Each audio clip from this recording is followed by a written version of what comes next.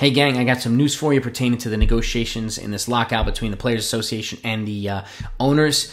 The MLB Players Association have officially declined the request for the owners to bring in federal mediators to help speed up the process and move on to the lockout. Essentially, they want the owners to do their own dirty work instead of mediators coming in here and cleaning up some of the mess for them.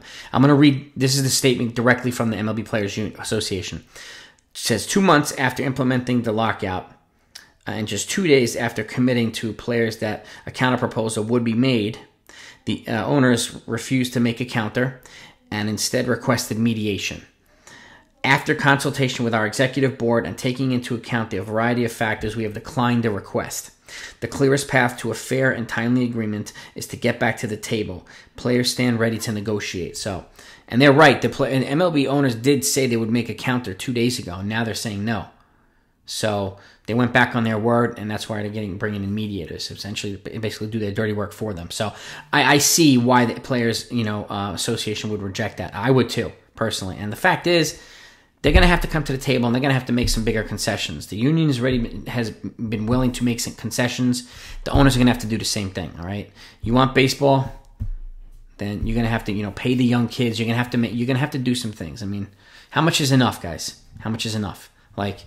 So that's that. And so, this is very likely going to lead to either a delay in spring training and or the season. So, the general, in talking to Dan the other day, Dan Rourke from Yankees Avenue, the panic date, and I agree with him, is pretty much March 1st or 2nd, right around there. And if something is not agreed to by then, they're going to cut into spring training. And if something's not agreed to by, a little bit after that, they're going to cut into the season. That's the bottom line. That's the bottom line. So it's unfortunate, but it's true. But I'll keep you fed in on that. Make sure you subscribe to this channel. Don't leave without doing that, and hit the bell icon too. And with that, I want to get into a player profile. Trey Sweeney, who was one of the Yankees' first-round draft picks a couple of years ago. He's one of the many, very, very good-looking shortstop prospects that they have in this robust pipeline. But I want to give you a little bit of a deeper dive here. And I got this from Fanside, but this is pretty fascinating, actually. His advanced metrics are way beyond his age, and they're kind of off the charts.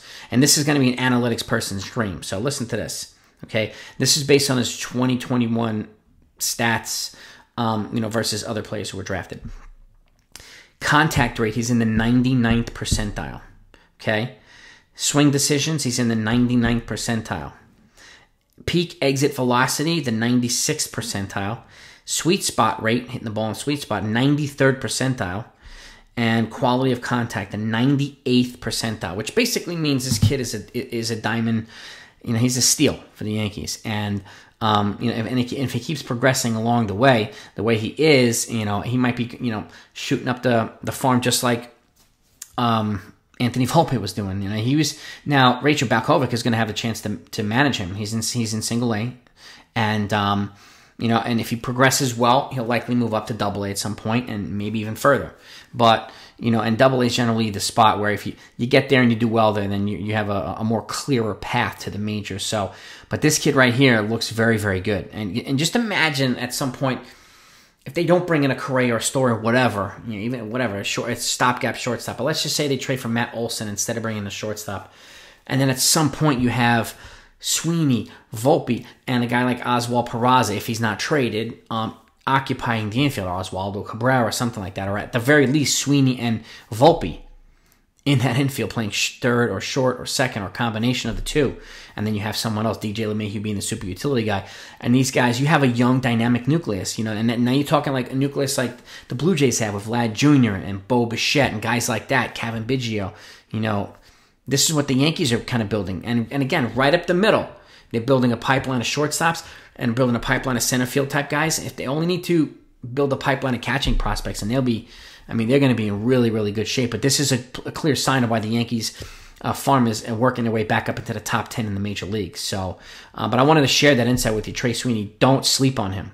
Okay, and hopefully the Yankees can get some players without having to give him up. But I see him in pretty much every trade proposal. Particularly for big guys, Olson or Jose Ramirez or some other superstar like that. He's pretty much the player that most teams want. But let me know what you think of that. Those stats are crazy. Absolutely crazy metrics. So, but I'll keep you fed in on everything else, and I hope you have a great weekend. I hope to see you all on the live stream tomorrow night, and I'll talk to you next time.